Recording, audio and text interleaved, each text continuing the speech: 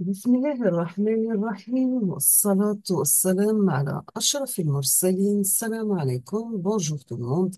Aujourd'hui, on va voir ensemble une autre série TD, toujours sur le mode jeu réseau mobile et réseau sans fil.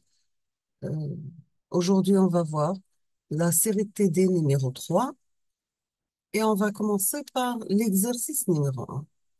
Dans cet exercice, vous avez une figure, la figure suivante qui illustre le principe d'une communication dans le réseau Bluetooth entre un maître et un esclave. Donc, vous avez le maître, l'esclave, vous avez que la tranche de temps, le slow de 625 microsecondes. Donc, vous avez premièrement FK, F de K plus 1, F de K plus 2, F de K plus 3, plus 4, plus 5 et plus 6. La première question, on vous demande quel est le type de multiplexage dans ce réseau de communication? Quel est le type de multiplexage dans ce réseau de communication?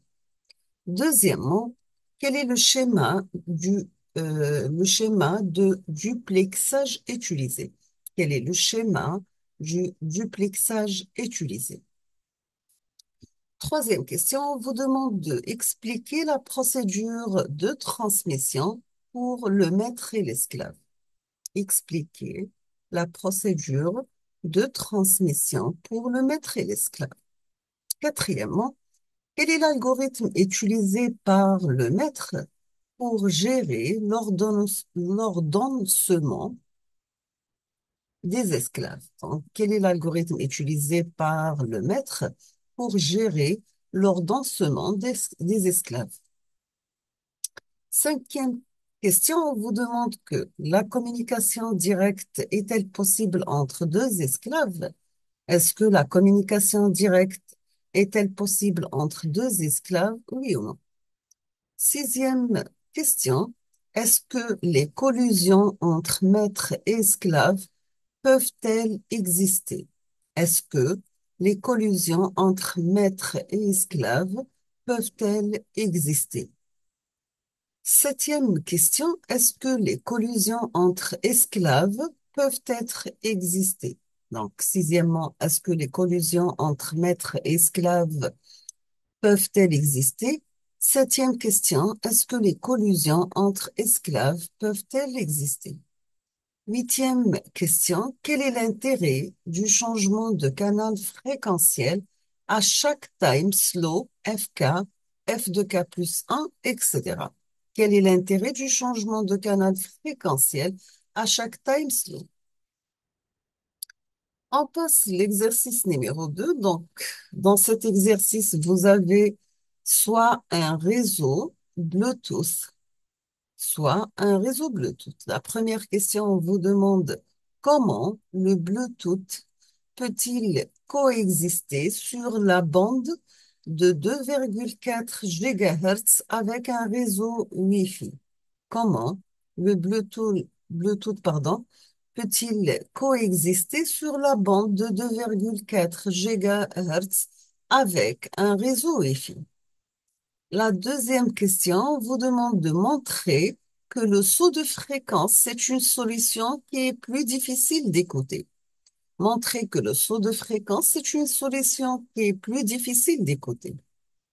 Troisième question, nous avons la vitesse Bluetooth 1.0b.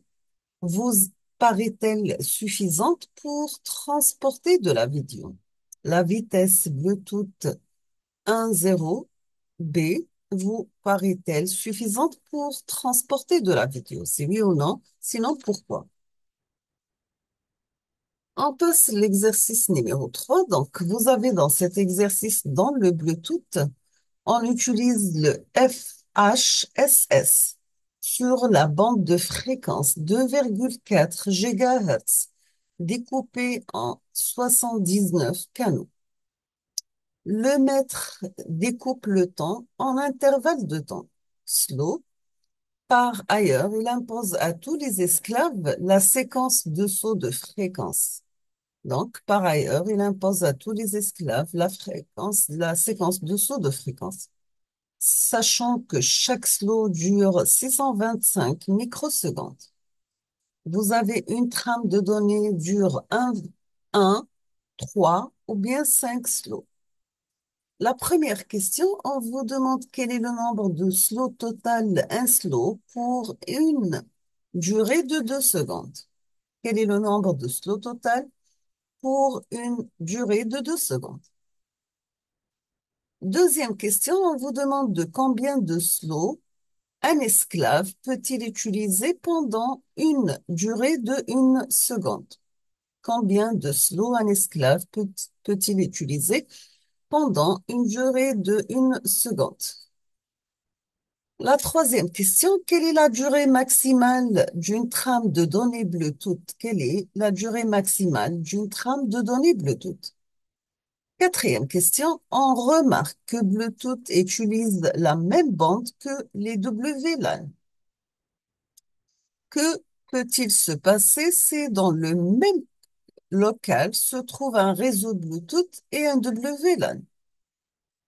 La cinquième question, quelle est la solution pour ce problème? Sixièmement, que se passe-t-il si ce problème persiste?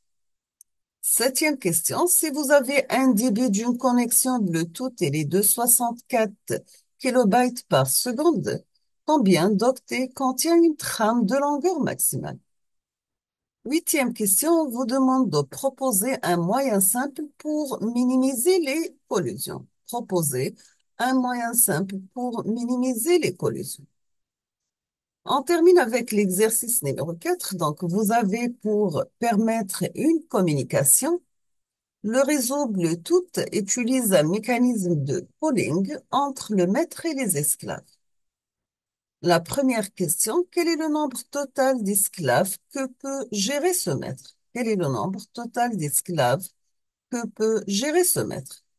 Deuxièmement, on vous demande de calculer l'efficacité de ce réseau dans le cas où seulement 2 esclaves ont toujours 2 paquets à transmettre. On vous donne que la taille des données dans un paquet est de 2743 bits. Vous avez que le reste du paquet consiste en 126 bits et aussi le temps de propagation entre chaque station et le maître il est de 10 microsecondes. On termine avec la dernière donnée que le débit il est de 723 kilobytes par seconde. Nous sommes arrivés à la fin de cette série de TD. Euh, je vous laisse le temps, comme toujours, de réfléchir sur la correction et vous aurez la solution dans les prochains jours, Inch'Allah. Je vous souhaite bonne chance, beaucoup de succès et à la prochaine vidéo. Merci.